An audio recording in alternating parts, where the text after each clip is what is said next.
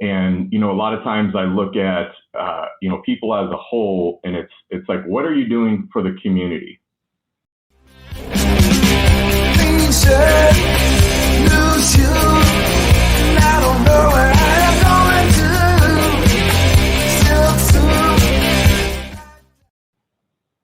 Hey, welcome back to the Builders and Business Podcast. Hey, today I have Sky Parker, a good friend of mine for the past 6 or 7 years now.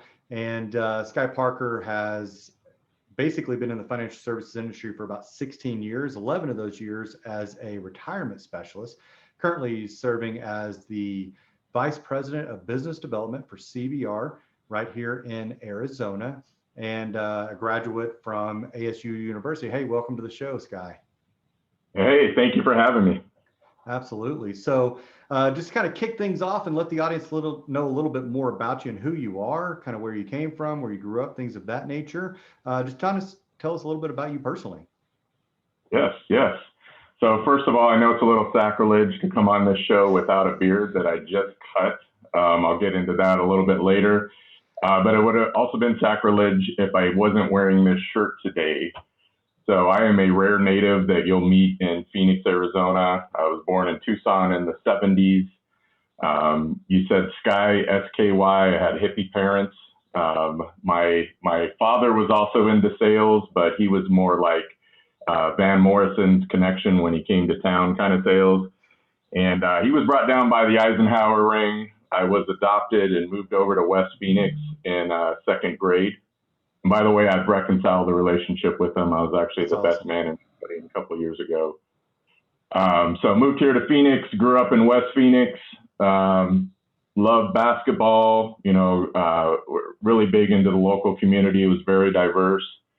And then when I graduated, got on with the police department as they used tuition reimbursements. I didn't have any scholarships, wasn't that good in basketball, apparently not in academics at the time. So they paid for my ASU Global Business degree at ASU.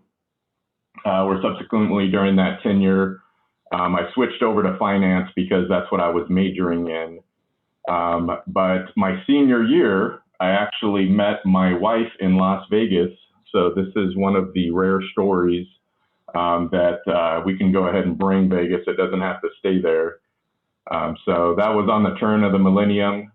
Been married. Now we're coming up and knowing each other 20 years, 17 years of marriage, 2 beautiful kids. And we've lived just about everywhere in the valley. And we finally settled in on North Central Phoenix, which is my favorite neighborhood. That's closer to our office here. I am not a commuter. So I was able to get her to move from Newport Beach to here. But now she's bringing the traffic. Man, we got 10,000 people moving here a month. So not a fan of commuting, but in the same breath, very excited to get out and see clients, see prospects, go to association meetings, business professional meetings. So on the career front, I did go to school. After I got out of ASU, got on with the bigger corporation, New York Life and Nightlife Securities, right at the turn of the millennium. I'm a big fan of your employer paying for your college. So they paid for Bryn Mawr School in Pennsylvania for some estate planning and asset management courses. Became a partner with a firm in Scottsdale called Pivotal Financial. And then keeping on the dad theme, in 2008, which was a very humbling experience, got a call from, especially when you're in asset management and my assets and my income went down. My wife and I had just had our first child who just turned a teenager. I was 100% commission. So that's how I learned sales, but was approached by my father-in-law, Michael Tope. And he said, hey, I know your partner, but I just had my broker move to New York. And before I put this out, wanted to, get lunch with you to go over the opportunity. And I was a little weird at first, because I felt like I had earned everything. I wanted to provide for his daughter. There was kind of that, machismo in it. But to be honest, he's the most ethical business owner I've ever met. And for the last dozen years, I've poured my heart out. But the paradigm shift, I truly believe everything happens for a reason. is when I was a partner at Pivotal Financial, I was helping high net worth people make good estate plans great. Okay, so the purpose there, most of my clients would have been okay if they didn't meet me. Don't throw up in your mouth. My last client was the former CEO of Monsanto. Can I say that? But anyways, that guy would have been doing just fine. That guy would have been doing just fine if he didn't meet me. But the paradigm shift was to serving small businesses and nonprofits, which when I made that mindset, I was like, here's people that need me. Here's people that I want to serve, because you have all this DOL, you have all these things that are coming down on a small business owner. And I want to try to take those nonprofit producing things. I want to take that compliance off of their plate so that they can focus on their passion and they can go grow their business. They can get their passion with their nonprofit. And that's where I'm at today. And I'm going to retire doing this. So I found my passion. Awesome. Yeah. So you said you grew up in Tucson? So moved over here second grade. Okay. My father was actually in prison when I was born. So that was a true story. He was a big time drug dealer, part of the Eisenhower ring that got taken down. So my mom was 19 at the time. She had to raise me.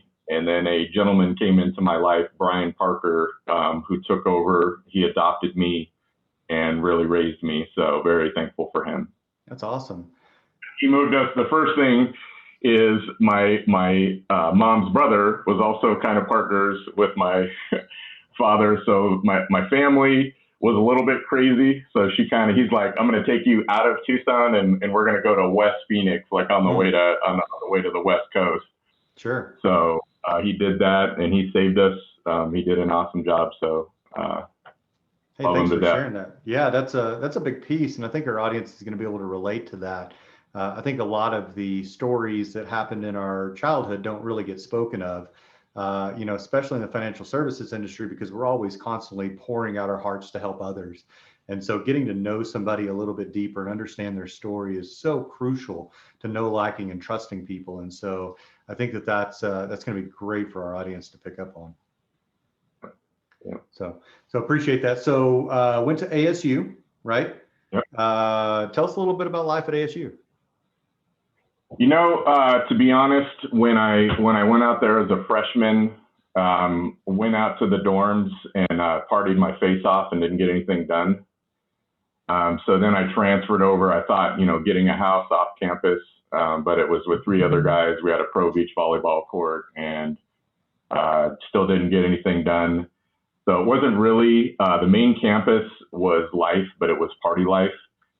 So I really didn't start getting things done and being serious until I transferred out to ASU West campus, which really catered towards a working professional, because I was always working full time. I was on the 8-year plan, taking half courses.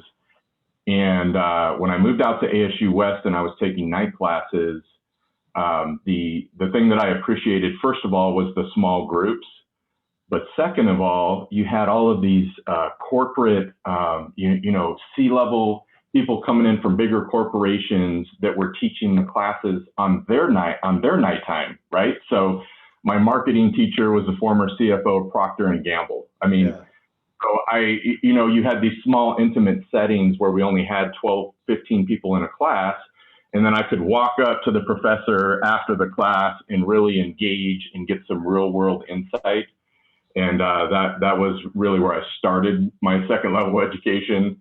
And, that's where I finished in global business. So I was very appreciative of those professors that were willing to still work during the day and teach at night, just like I was doing. And I really related. And that was really the crux of my education. Yeah, that's such a pivotal piece. I mean, kind of being groomed by some of the top C-level suite executives to understand not only what you're learning from an educational standpoint, but from a societal standpoint as well, and culture, and just understanding, large corporations and even some probably small groups and things of that nature. But, just understanding real life world experiences from somebody in the business on a day-to-day, so. Yeah. And that's really invaluable for, a business professional at a big corporation to say, here's where this applies. And I'm going to tell you a story about challenges that we had and how we overcame that within our organization. And I'm like, wow, I don't know, we got textbooks that have, I feel like some of them are outdated, but to actually talk to somebody that's doing it and being successful, that goes into the whole mentorship thing. And I felt like my professors were mentors. I could send them emails, call them during the day, because it was that smaller atmosphere, and I loved it. So it was a great experience. Man, I would love to see how that could transition into our high school setting and what kind of impact that could have at a middle school and a high school level, right? Just back it all the way down to where it's a different thinking. And I know that there are some high schools that experiment with that, with entrepreneur classes and people that will come in and teach from a business sector, either finances or things of that nature. But being able to have that one-on-one to understand, like, wow, I'm actually really interested in what he's speaking of, and he's doing it from a real world perspective. I know a lot of high school students, and I know you spend a lot of time with youth, and I'm probably segueing a little bit, but a lot of high school students are looking at it like, man, none of these classes matter. I'm never going to use this stuff. So, just get through it, get out, and they kind of create this lifestyle of coasting. And then when they hit the real world experience, it kind of hits them like a ton of bricks, because they've been kind of coasting through high school. And now all of a sudden there's this expectation of work, and they don't really know how to adapt. Yeah. All right. So I want to respond to that in two things. I can tell you my most rewarding thing is I spent about 20 years in a basketball ministry in downtown Phoenix. And things like that, and being mentors, and even coaching my son, I'm obviously mentoring my son in basketball, is definitely the most rewarding thing in my life.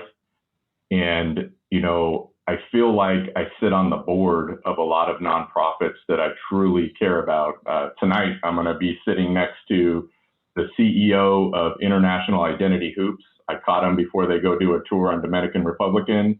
And then on the other side is going to be the CEO of Holy Yoga. So it's kind of like these two founders, and they have this passion, and I support that. And, a lot of times I look at, people as a whole, and it's like, what are you doing for the community? Is my career making the community better? What am I doing in my free time? Is that making it better?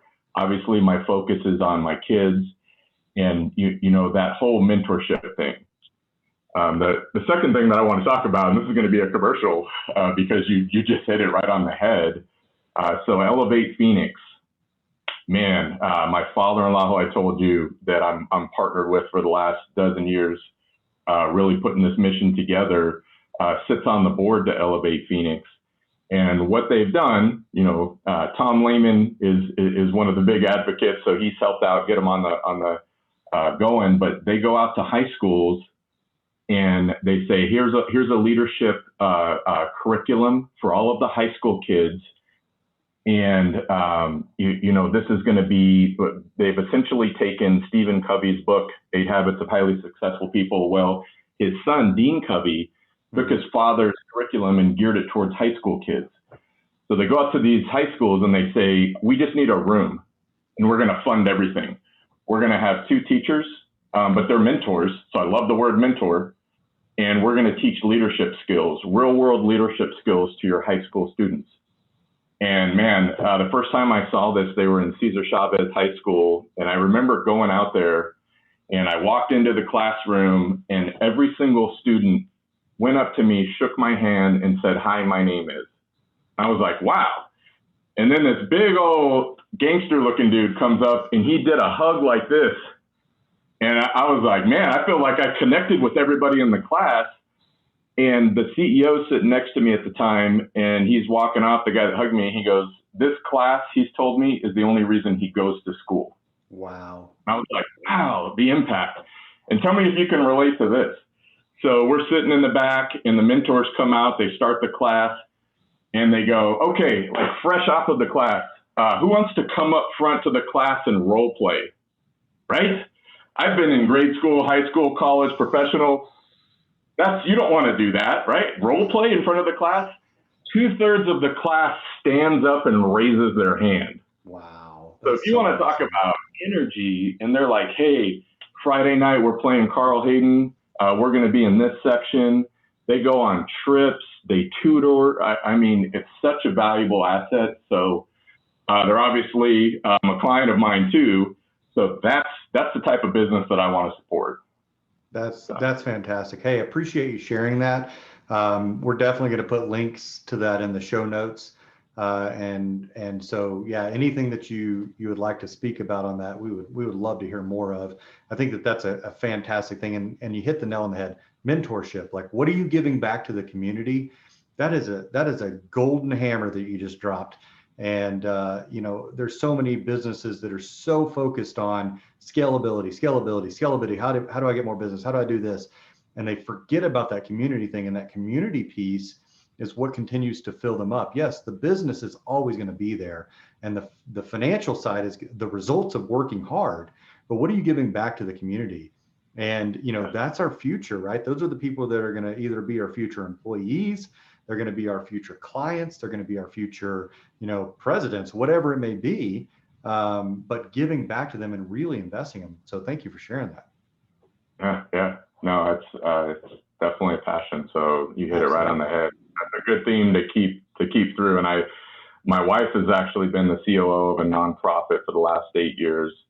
Revelation Wellness, her and the founder started it up, and now they're a big, organization nationally. And I see her reward that all of this hard work of running this nonprofit, she looks at the changed lives on their events, the retreats, Grand Canyon hikes, and, that fills her up. And, I'm like all for that.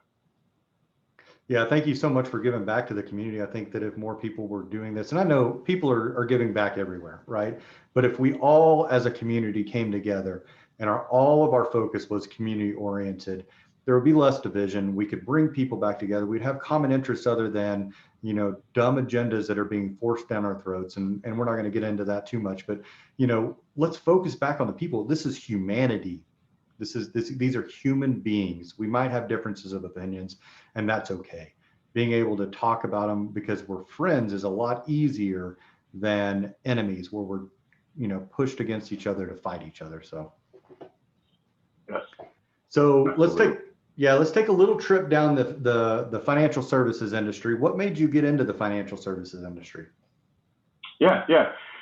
So definitely, I saw a big calling for that because, as you had mentioned, in high school, like I didn't know what retirement. There was no like retirement planning classes, and when I started getting into business, I really enjoyed that. I've always been big into statistics and analytics, and bottom line. And I was like, here's something where I remember I was on a flight coming back from, I believe it was Texas.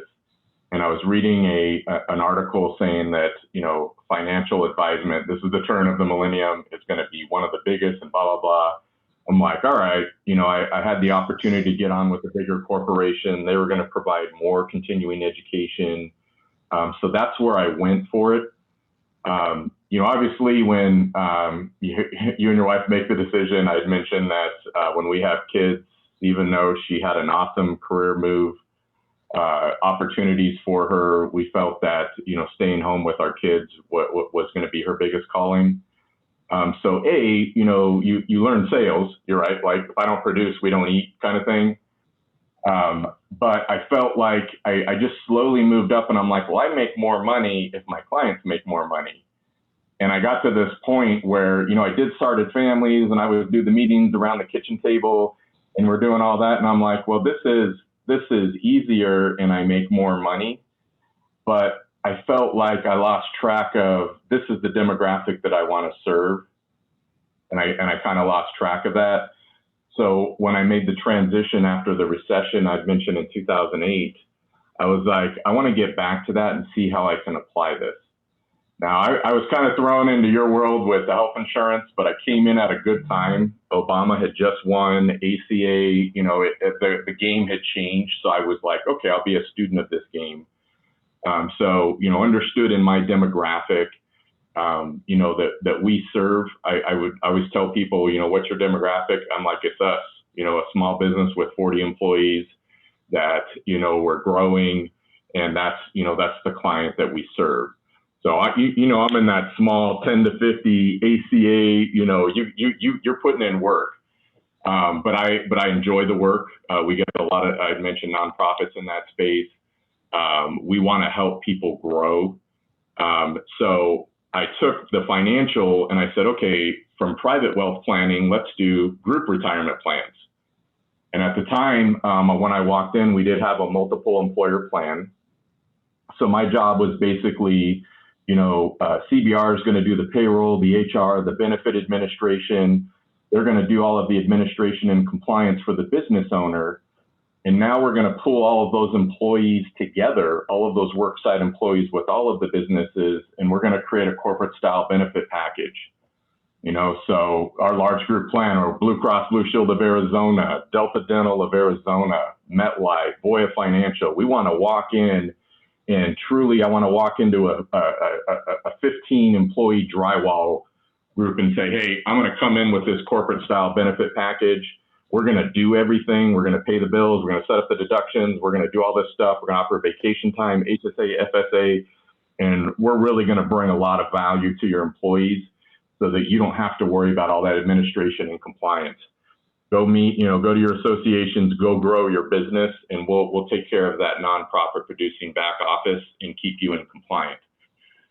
So specifically on the 401k plan, I really groomed that, and that's been a really hot topic because multiple employer plans have been around for a long time. Sure. And now they're rolling out pooled employee plans, so PEPs. And I'm just kind of like, all right, who's going to be trustee on that? Who's going to take on the compliance where there's no binding authority? Like, we're doing the payroll, sure, the advisement, the administration. We're filing the 5500. So that's why we're taking over the liability, because biggest liability is I'm an employee, you pull my deferral and get it to the record keeper. If you don't do that in time, I've been through a 5-year Department of Labor audit, and I can tell you what the biggest liabilities are. I can articulate that to our clients and prospects and say, now you don't have to do that. We're going to do the filings and we're going to audit your plan. So, I like to tell employees when we had that audit, over 5 years on our multiple employer plan, none of our clients even knew. So we have like 120 small businesses on there. They didn't even know there was an audit. And the reality is, if there would have been an issue, we would have wrote the check, and they still wouldn't have even known that there was a. So, I nothing against ERISA attorneys, but a lot of people want to hire them and but no, I want to go through and indemnify it. So if there's an issue, this says I write the check. Okay, we've already vetted that. We have an ERISA attorney, that oversees this, but we're taking that off your plate. And so the financial advisement is more into, obviously, the education to the business owners on retirement plans. So you can do a 401k, a profit sharing, here's defined benefits, cash balance plans. If you'd rather get taxed this way, here's deferred compensation, the 409A, the section 162s. So what is your goals? What are you trying to do? And then we're going to solve that problem. But then in the same breath, we're going to make it cheaper with economies of scale. We're going to do all the administration, and we're going to take on the liability. So that's essentially what I've been focusing on. Yeah, it seems like you've got that nailed pretty well.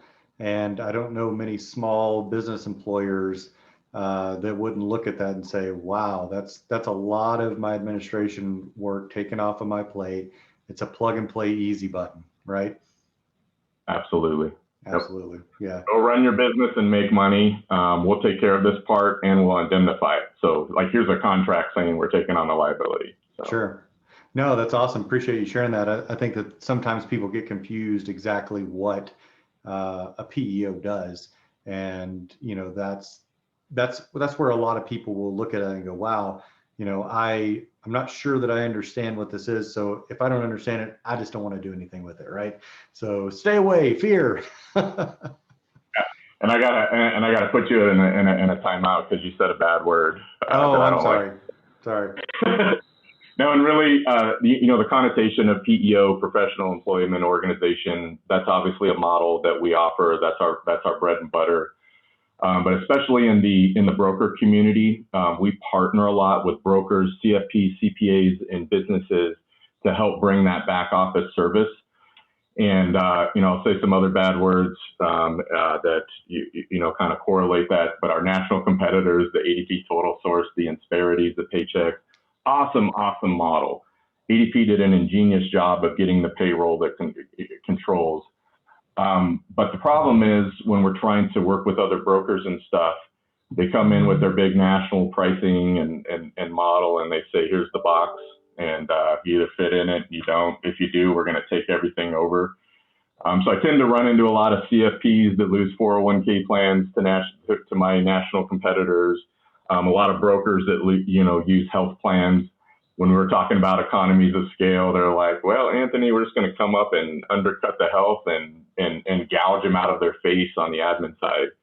And then you're out, and it's like, so we'd rather come alongside brokers. We provide streams of income to partner, make the relationship sticky, and say, hey, I love working with local regionals. You've been a broker here for 15 years in the Valley. Great, let's work together and let's see how we can work together and bring the best value to the client.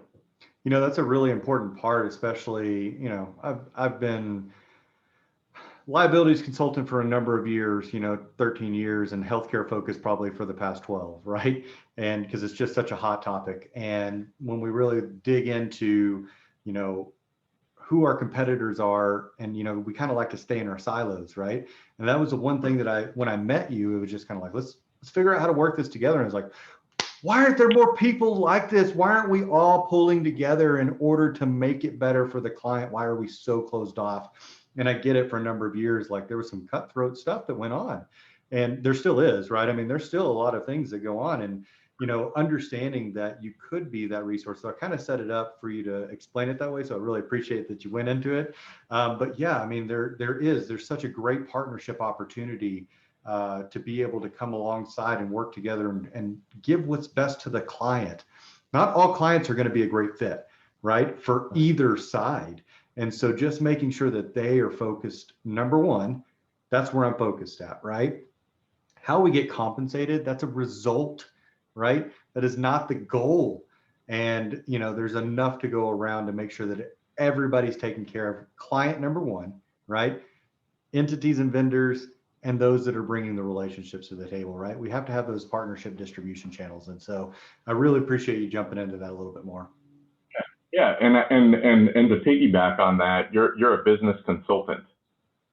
So we're going out and we're saying, okay, business owner, we want to get all the compliance stuff and see what you have. Let's look at your current 401k. Let's look at your current medical. Then, we have this large group thing. Here's where you fall. Here's all the pros and cons. Here's a market analysis. And then let's run through. We may keep your plan. Like your plan might be the best option. Just let us service that. Mm-hmm. Oh, you've had a broker for 15 years that you love, keep the broker. I don't want to damage that relationship. If you've had him for 15 years, he's obviously bringing value. So, we want to consult them on all of the options, and we might just come in as an HR outsourcing company. Great. We'll pull the pre-tax deferrals for the 401k on your CFP, and we'll credit it back. You get it to the record keeper. How can we support what you're doing? And, one of the things that's a differentiator is, we see a lot of our competitors will price it as a percentage of payroll, first of all, which is wrong. If I'm a doctor and I'm only paying myself $35,000 W-2 to take advantage of the health plan and max out the 401k plan, the rest I'm taking in draws. And then my CPA says, hey, Sky showed me this defined benefit thing. If you paid yourself $285, you and the other doctors could have 90% of the cut. Nobody pays taxes. Oh, let's raise my salary to $285.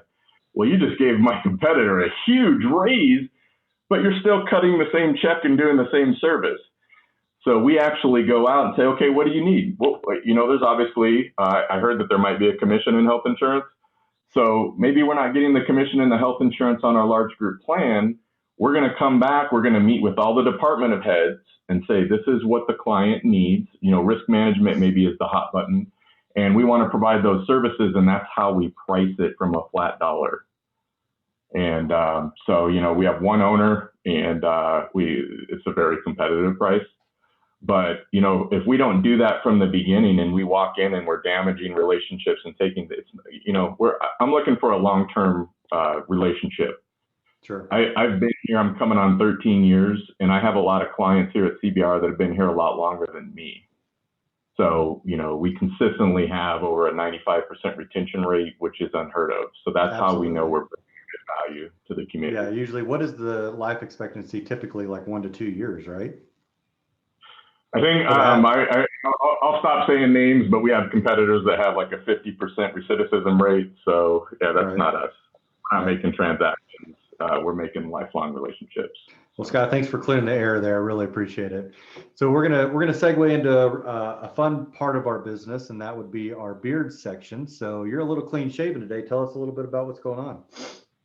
Oh, I know. And since we've known each other, I've mostly had a beard. It's never, I just want to say it's never been as epic as that in the handlebar. When I saw your profile pic, I'm like, I am definitely coming on that show. That's awesome.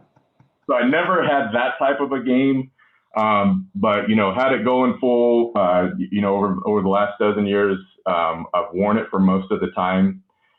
And when there was a lot of things that came to me shaving, and I apologize. I would have kept it No, for no, the it's show. fine. It's actually really great. No, It's no, no. great. Yeah, yeah. We did.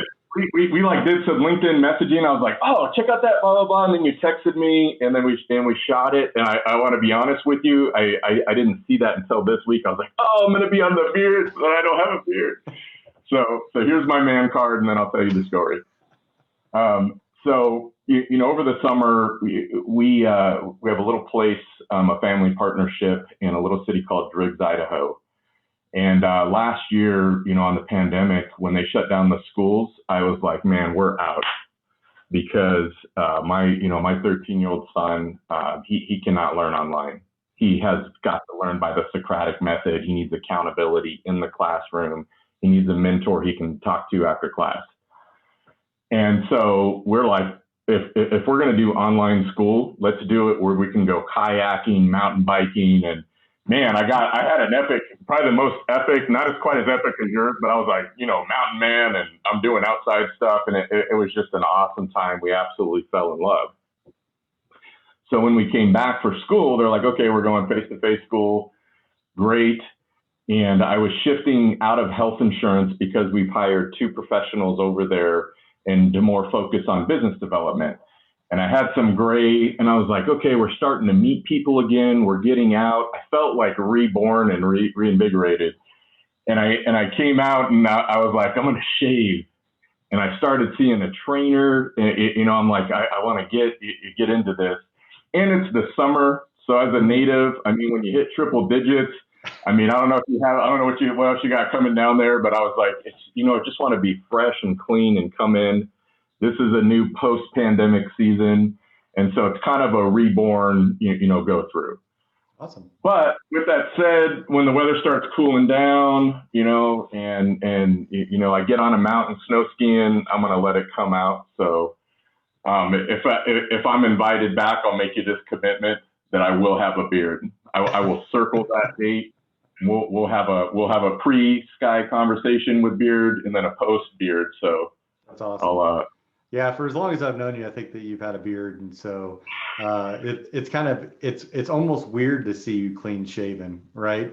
I don't think I've ever seen the whole face, right? And so, yeah, no, that was the other thing I saw too. I was like, well, without the beard, I was like, oh, I have dimples. Oh, those are smile lines. I was like, wow, yeah, 8 years is a long time. I'm getting older, so which is the reverse for me. I didn't want to see, but it was good to see my face again. Right. Yeah. Yeah, it's a reverse for me. I've only had a beard for a year, right? I've never had facial hair before. And so it's yeah, I think it was May 12th or something like that was 1 year exactly since I started growing. And it just kind of came into its own, right? And but I understand what you mean. So I live in northern Arizona, and so it doesn't get as hot here. I think I'm hitting 84 today, where you guys will be like 108, I think. Oh yeah. So it's I could definitely understand in the valley walking around with this would be difficult to justify keeping. So I might keep it a little bit shorter. Here's where I want to tell all the people that, haven't, as a native, this is where it's hot, and this is where you don't want to have a beard. And they're like, they throw out temps. Yeah, I lived here when we hit 122. The summer hits this part where the overnight low is still in triple digits. Yep. That's when it's hot.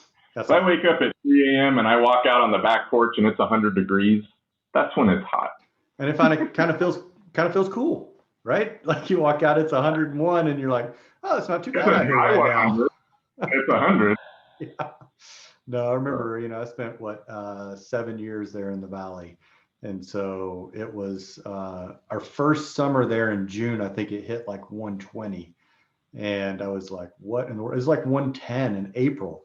And, from Texas, where it's really humid and hot, I mean, we hit triple digits for, 100 days. But with the humidity and the dry heat, it was like standing in an oven. Is kind of how I explained it back to the family at home. It's like standing in an oven, or when you open your oven and that air frying pan, right? I'm gonna go cook an egg. Right. Want to watch me cook an egg on the sidewalk? I'll do it. Right, but great air conditioners in Arizona, so you stay pretty cool, and lots of pools. So yeah, you have to have a pool. You're going to be here in the summer. You have to have access to a pool. Whether your brother has a pool, you have a pool. There's a community. Got to be a pool when you're outside. Got to have water, right? Where there's water. Go to the lake. Go to the lake a lot. That's true. Have some nice lakes. Yeah. So we're going to kind of segue into the last piece. I really appreciate you kind of talking a little bit about the beard and, just kind of the rebirth process. That's really awesome. And so I'm really, really happy for you and be rooting for you. So what are you passionate about right now? What's going on in your world? I know you got a new role. What else is going on? I know that you do a lot of coaching and things like that, but whatever it is right now that you're really focused on. Yeah. You know what? We've done some national presentations, our COO and myself, and I'm looking forward to booking more things like that, to get in front of more people, to tell our story, to say what we offer. And, we do have an event, coming up, and, I know you have a beard and you're up north. I have some nice courses. Are you into golfing yet? Of course. Okay. So, I'm one of the groups I'm in is hosting an event in Suns Arena, and the presenter is going to be Tiger Woods' coach. Wow. So Tiger Woods. So I feel like I'll put it in writing, but that's a formal invitation. I'd love to join, because I'm just getting into golf, and I know it's similar to the health industry. I was just out with MetLife at Topgolf. In the financial industry, I turn down golf, 2 to 3 times a week. So we changed that. We have a corporate membership over at Gainey Ranch, so I'm getting out there, and I'm making the shift from retiring from basketball over to starting golf. Got it. Okay. And, so also I'll have a beard, and I'll be able to play 18 holes with you next time. Okay. So that's one of the things I'm working on. We're starting there. But from a business campaign, we've been getting into some associations to try to bring our model in there. We just got into 2 local ones, and we're looking to get more, because what I figured out was when we went and got in one, we replaced a 401k plan. Mm-hmm.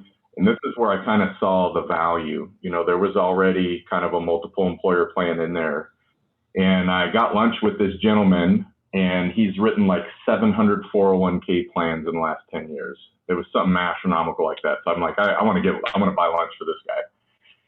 And he said, you can put together these awesome things, and it's going to save money, and we're going to do admin, we're going to do all this stuff, and remove the compliance and indemnify it, yada. He goes, but the problem was, I would go out there and I would get, 40 people in the association. Yeah, I want to get on that. I want to do that. And the challenge was really the core of our business, was saying, now I had to go out to 40 plan sponsors, and I had to show them on this platform, this is how you submit the data file, this is how you deal with the deferrals, and this is how you get it over to the record keeper. And oh, by the way, that's a huge liability. That's the only one we can't. And I told the gentleman, that's what we do. Like that's our core business. So, we are bigger into pulling together, even within our book, smaller. I love dealing with control groups, service affiliated groups. Arizona is a very entrepreneurial state where Absolutely. you have all your big companies, your Motorola's, and Insights and all of those. But the average group size is under 10 Right. employees. So you do have a lot of entrepreneurs that I want to get over here and get my hand in this real estate thing, in this practice, and we want to partner over here. I've been dealing with a lot of medical, dental, vision groups where they need us to come in and identify, okay, you're a control group, a service affiliated group. We can still make this work. And I just did this with my first client in Pocatello, which is also in Idaho. So when I go there over the summer, I want to try to build a presence there, so I have a reason to stay longer with the kayaking and the mountain biking, especially to get over here summer. But you have all these practices come together, and we say, hey, how about if we had a centralized payroll and HR and benefit admin solution? And then we'll also give you another layer, we'll use your group inside of our master and bring more value that way. That's really where I'm focusing. Awesome. That in partnerships. We have a CPA and a wealth manager moving into our building. We're right here on 16th Street in Bethany Home, and very excited to partner with them. So a lot of good opportunities, but more big picture on the business development. So cool. Yeah, send me a link to your event. We'll put it in the show notes and kind of post it out there with some of this video and pieces of the content. So okay, and just to qualify, it is an executive level, so I'm putting the invitation to you. Yeah, but if I'm in town, if I'm in town, and I'll definitely send it out to my audience as well, and especially those that are here in Arizona. We've got business everywhere, so it'll be down to 105. You'll be good. Yeah, I mean, I'll have to make. I'm in the valley a lot. I'm in Prescott, and so it's only an hour and 20-minute drive to the valley. I used to live in Litchfield Park, and most of my clients were in Chandler, so it was an hour and 20 minutes to get to Chandler from Litchfield Park. So it's no different from being in Prescott or being in the valley. It still takes me an hour to get to most of my clients. So. Yeah. And 16th Street Bethany Home from Litchfield Park, there's no easy way to get there. There's no main highway that's going to get you there very quickly. So, most of the time you're cutting straight down Camelback to get there the whole way. That's another hour, right? During rush hour traffic. So I can't handle the commute. The only reason I have an electric hybrid is so that I can keep my carpool plate that I got in 2005 when I bought a Toyota Prius. Whatever. Okay, what does the government? Oh, you need full electric next year? Okay, I'll go buy a full electric car just to keep my carpool plate. Yeah, I mean, that's a huge deal, right? Yeah. So cool. Well, we really appreciate you coming on the show for us, and definitely next time you come on, there'll be a beard. And as long as the dates work out, I'd love to come down and play golf. I don't know if you know this about me or not, but I spent a long time in the hospitality industry, a decade in the hospitality industry. 6 of those years were managing a private country club in North Dallas. I played golf 5 days a week, and we would play all over the state for free. So we never paid for golf. So I played a lot of golf. All of my equipment was all given to me or was, half off. We got it at cost through the country club. And so I got, top of the line stuff for free 20 years ago. But it was, we played a lot of golf, I guess is what to say. So. Well, here's my 2 commitments to you for the next time we see you. A, I'm going to have facial hair. It won't be as epic as what I'm looking at, but it'll be there. And B, I won't embarrass myself in 18 holes. I'll be good enough to not embarrass myself, and we'll go hit some balls. Well, I embarrassed myself out in Hawaii. We went and played in a big golf tournament out there, and I carry around an 8 on average, and I went out there. I think I probably shot every bit of. I mean, it was a scramble, but. I probably, if I'd have played a round of golf there, I'd have probably shot 100. I'd never played in Hawaii as the first time playing Hawaii in the winds. I mean, we were teeing off, it was raining, because it always rains in Hawaii. And so, I got rained on last time. Yeah. So, it's just one of those things where you got to get used to the conditions. I grew up Texas golf. So, it's just hot, Or So did my wife. Hmm. So we'll have you two go against each other. So she's been golfing since high school in Texas. Okay. So what that means is she's going to be kicking my ass for a very, very, very, very long time. Just get used to it, man, Maybe the and rest just of my embrace life. it. Probably the rest of my life. So hopefully I don't just embarrass myself again coming out to the tournament shooting another 100. I better hit the range. So appreciate you coming on, Sky. You have a good one, man. You too. Take care, Anthony.